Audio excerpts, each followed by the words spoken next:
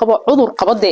markuu gabadha ilaahay u geeyo gabadha farxadeedaaba dhibayso ninkii wuxuu yiri may ma arki karayo sidan anigu shaqada ka joog gabadhi waxay tiri may lagama yaabo shaqada inaan ka joogo may wuxuu shaqada waa inaad ka joogtaa waa la istagaalay wuu dilay gabadhi ninka uu gacan qaaday wuu dilay daris iyo waxba may maqlin lama soo dacweynin laakiin de isagii baa baqaya oo wuxuu isleeyahay inta aad dishid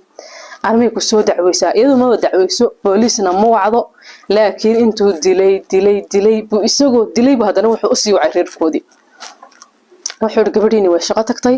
meel bay ka shaqeysaa gurigan deganay way ka guurtay shaqadan iska daabaan leeyahay way diidan tahay marka gabadha sababta uu shaqada iska daa u leeyahay maxay tahay wiilkii yaraa labada wiil Isudiin baa la kaweyn ka yar Nuurudiin wuu weynaaday wuxuu gaaray xilligii iskuulka oo wuxuu jiraa 4 sano iyo wuxuu jiraa 3 sano ilaa 4 sano markaas sii galaya waxa la gaaray xilligaad ilmihii kala dhali lahayd ilmo kala dhal gabadhan waxay leedahay hadda inaan ilmo dhal ma raba cabaar inaan iska shaqeystaan raba mid kale hadaan xataa waxay tiri uur yeesho waan iska shaqeysanay waan shaqo tagaya meel caadi oo qof uur la ay ka shaqeyn karto weeyaan bilaha dambe markaan gaadhana iyo umushana waxaan soo qaadanaya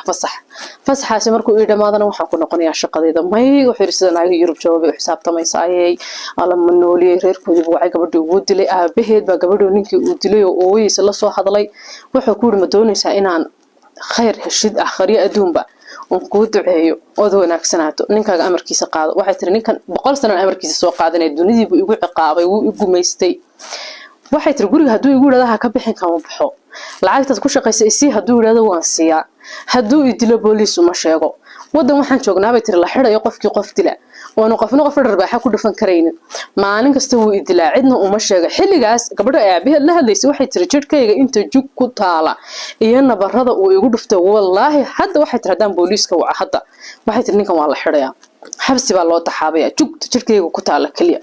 inuu carruurtayda aabahood yahay inaan wadankayga iskala nimid inaan isku wadan nahay inaad idinku igu ogtihiin uu igu mas'uul yahay baan u